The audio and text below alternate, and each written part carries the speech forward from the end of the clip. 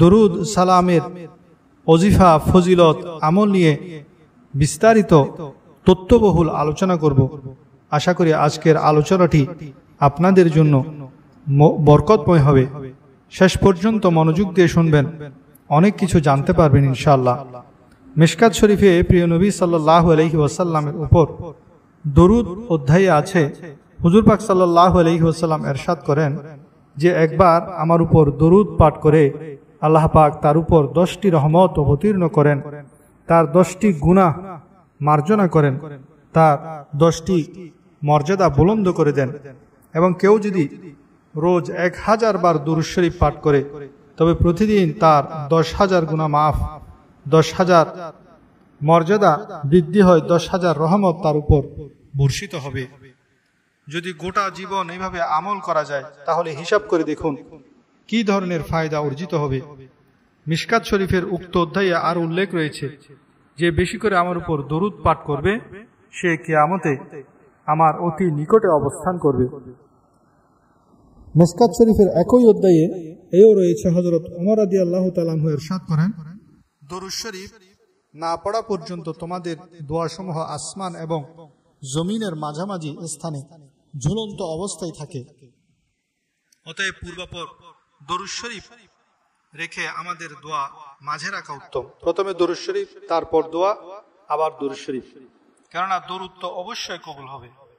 আর রহমতে এলাহির বৈশিষ্ট্য এমন নয় যে আগে পরের দরুদ কবুল হবে অথচ মাঝখানের দোয়া কবুল না হয়ে ফেরত পাঠানো হবে, বরঞ্চ দরুদ শরীফের উসিলায় দোয়াও কবুল হয়ে যাবে।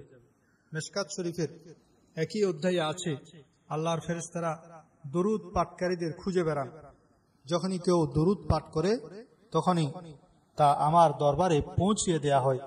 সুবহানাল্লাহ।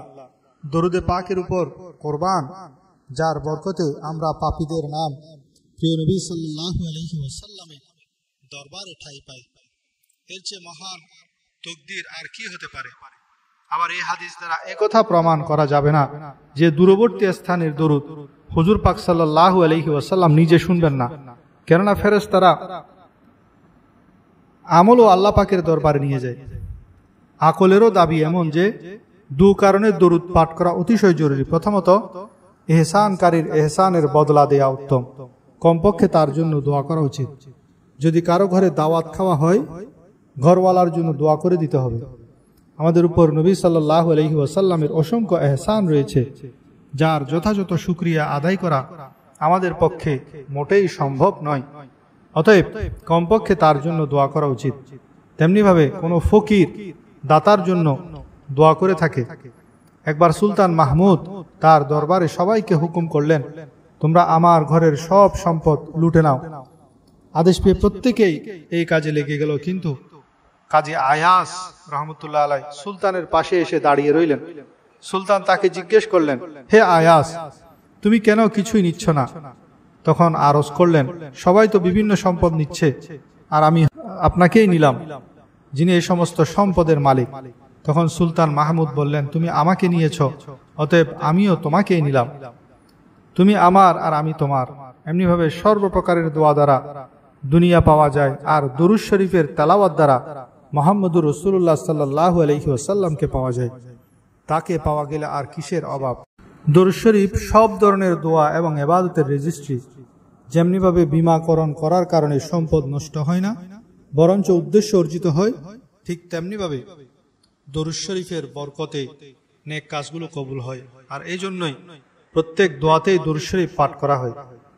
মসনবী শরীফের মধ্যে আছে, একবার নবী করিম সাল্লাল্লাহু আলাইহি ওয়াসাল্লাম একটি মৌচাকের মৌমাছিকে জিজ্ঞেস করলেন, তুমি কিভাবে মধু তৈরি করে থাকো?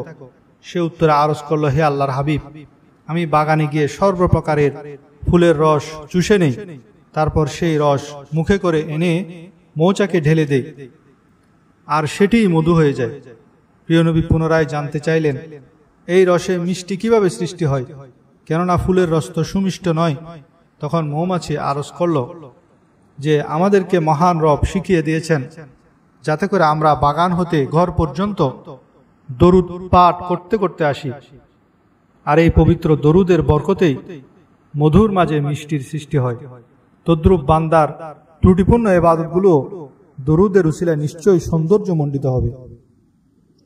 যেমনিভাবে বিভিন্ন ফুলের বিভিন্ন রকমের রস দরুদের উসিলায় একাকার হয়ে মধু নাম ধারণ করেছে, তেমনিভাবে হিন্দি, সিন্ধি, আরব, অনারব সকল মানুষ এক দেহে লীন হয়ে মুসলিম মিল্লাত নাম ধারণ করেছে। এবং যেভাবে দরুদের উসিলায় মধু সকল রোগের প্রতিষেধক হয়ে গেল, তেমনিভাবে সকল দোয়া প্রিয় নবী সাল্লাল্লাহু আলাইহি ওয়াসাল্লামের মহান নাম মোবারকের বরকতে গুনাহর রোগের নিরাময়কারী হয়ে গেল। দরুদ শরীফ পাঠ করা কখনো ফরজ, কখনো সুন্নত, কখনো মুস্তাহাব, কখনো মাকরুহ, আবার কখনো হারাম। দুররুল মুখতারের প্রথম খণ্ডে সালাত অধ্যায় আছে গোটা জীবনে কমপক্ষে একবার দরুদ পাঠ করা ফরজ।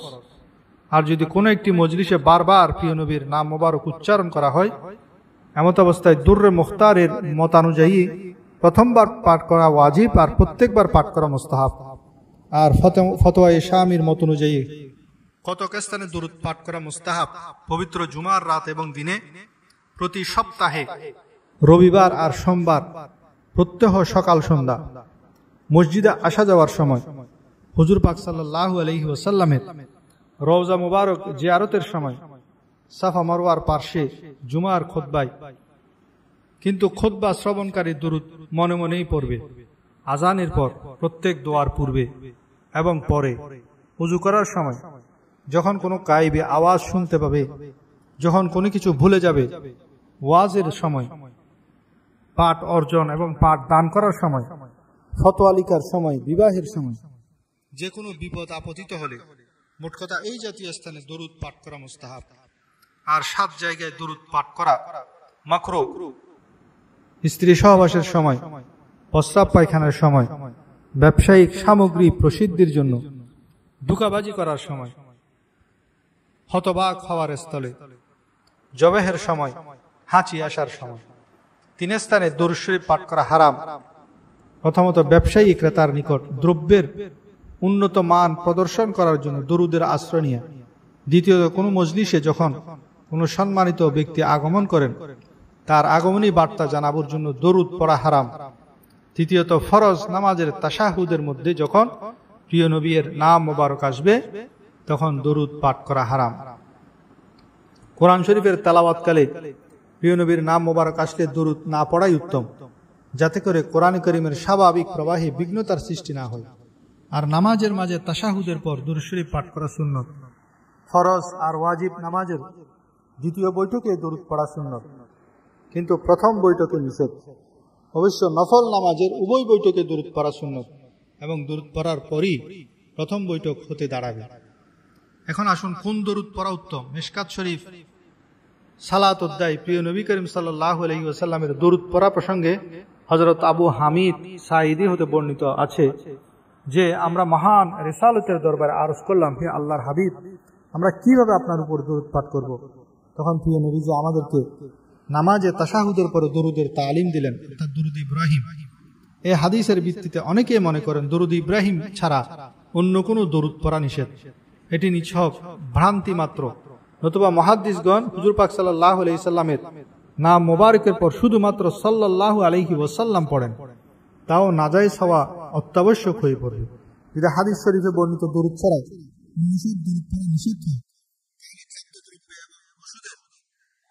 শুধুমাত্র হাদিসে বর্ণিত গুলোই খাওয়া বৈধ হবে। কিন্তু যেভাবে ওই সমস্ত খাদ্য যা শরীয়ত কর্তৃক অবৈধ করা হয়নি খাওয়া জায়েজ রয়েছে, ঠিক তেমনি ভাবে যে সকল দরুদ শরীয়ত কর্তৃক অবৈধ করা হয়নি তাও পড়া জায়েজ হবে। যেমন কুলু ওয়াশরাবু, খাও এবং পান করো। এর মাঝে খাওয়া দাওয়াকে সাধারণ বা শর্তহীন রাখা হয়েছে। ঠিক তেমনি ভাবে সল্লু আলাই, দরুদ পড়ো, এ হুকুমের মাঝেও দরুদকে মতলক বা শর্তহীন করা হয়েছে, অর্থাৎ যে কোনো দরুদেই সওয়াব পাওয়া যাবে। হ্যাঁ, হাদিস শরীফে বর্ণিত দরুদ অন্য দরুদ হতে অনেক আফজল হবে। দালাইলুল খায়রাত কিতাবে অসংখ্য দরুদ বর্ণিত আছে। তাফসীরে রুহুল বায়ানের লেখক এই যে সমস্ত দরুদের শ্রেষ্ঠত্ব বর্ণনা করেছেন সেগুলো হলো আসসালাতু ওয়াসসালামু আলাইকা ইয়া রাসূলুল্লাহ, আসসালাতু ওয়াসসালামু আলাইকা ইয়া হাবিবাল্লাহ, আসসালাতু ওয়াসসালামু আলাইকা ইয়া খলিলাল্লাহ। জুমার নামাজের পর মদিনা শরীফকে কেবলা করে 100 বার এই দুরূদ শরীফ কালাম পড়বেন। সাল্লাল্লাহু আলা নবিয়্যিল উম্মি ওয়া আলিহি সাল্লাল্লাহু আলাইহি ওয়াসাল্লাম সালাতান ওয়া সালামান আলাইকা ইয়া রাসূলুল্লাহ।